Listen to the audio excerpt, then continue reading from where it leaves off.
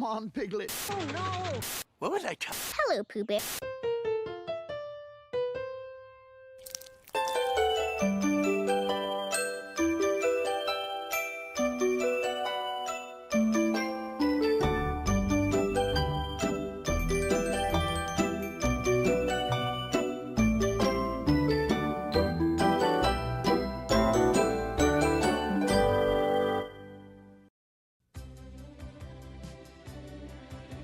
So after whatever the hell Welcome to Pooh Corner was, Disney Channel tried to do something more true to form, with the New Adventures of Winnie the Pooh, a traditionally animated series starring Christopher Robin and his gang of plush toys, and 3 animals. The series was pretty successful, and is most likely the first thing you think of when you hear Winnie the Pooh series. Plus, if it wasn't for this show, the franchise probably wouldn't be as successful as it is. You can also thank this show for Jim Cummings as Pooh Bear, who is my personal favorite voice actor for the character, though I might be biased due to mainly growing up with his portrayal. The way to stay the happiest is to let your tongue lickle and keep your tummy tickled. Speaking of voice cast, unlike Welcome to Pooh Corner, many voice actors from the original movie surprisingly reprised their role in this show, such as Hal Smith as Owl, John Fielder as Piglet, and Paul Winchell as Tigger, who was later replaced by Jim Cummings in Season 4, which is a fitting recast. Peter Cullens is also Eeyore, and the only reason why I bring this up is because he's the voice of Optimus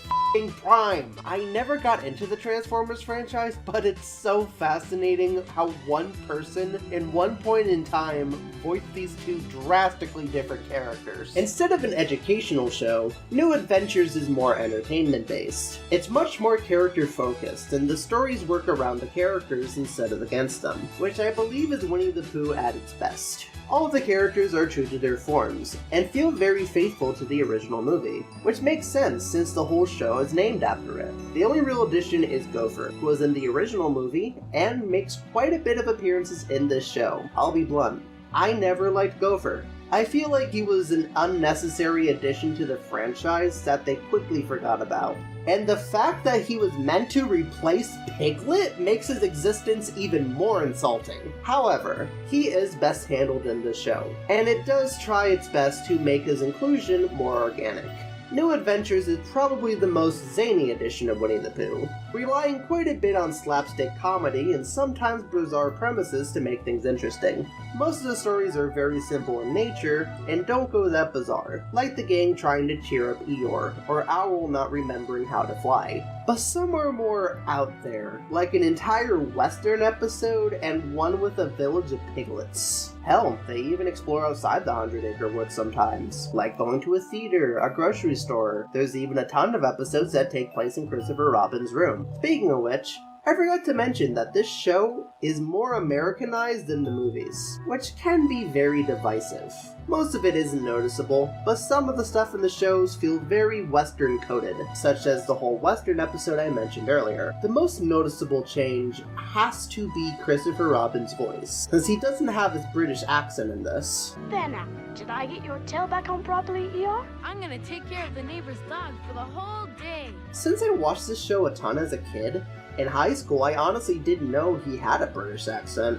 I told my mom and she was like, "What the f*** are you talking about? He was always British." Man, do I feel silly. Did anyone else think this too? Comment below. The show also had a few additions to the cast that appeared a few times throughout the show, such as a Heffalump and Woozle villain group, Crows, who have made appearances in a few movies, and Owl's nephew Dexter, who only shows up in one episode, but I wanted to bring him up cause look at him, he's just a copy-paste of Owl. The most impactful addition to the show has to be Kessie the bird, who Rabbit rescues and raises as if she was his own child. It's a really emotional relationship, and I think it made Kessie the best new character as a result. The only downside is that she only has 2 appearances, her debut as a baby, and a reunion episode where she's older. Not sure how I feel about her grown-up design, to be honest. Before I wrap up my thoughts on the show, Simone, the person who I commissioned for the thumbnail and cloud backdrop, brought up something on a live stream that I almost completely glossed over. She told me how she grew up with the movie Pooh's Grand Adventure: The Search for Christopher Robin. Although I haven't grown up with the film personally, I did end up watching it later on as an adult and rewatching it for this video. Simone brought up some really good points for this video, which was honestly really cool because it's rare seeing someone else this invested in the PCU, Pooh's Cinematic Universe.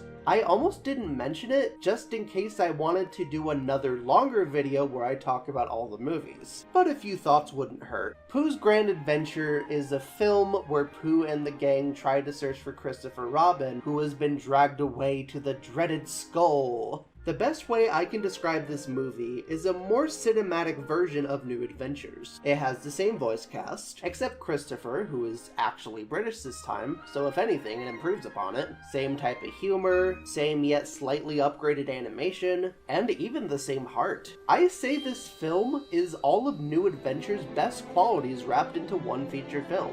And although it isn't my favorite movie in the franchise, it's still a good watch and gives something different compared to the other films. Overall, I think the series is a massive improvement from Welcome to Pooh Corner. It does a pretty good job representing the franchise and managed to do its own thing on top of that. It's nice, cozy, and nostalgic to watch for sure. I would definitely recommend it to other Pooh fans.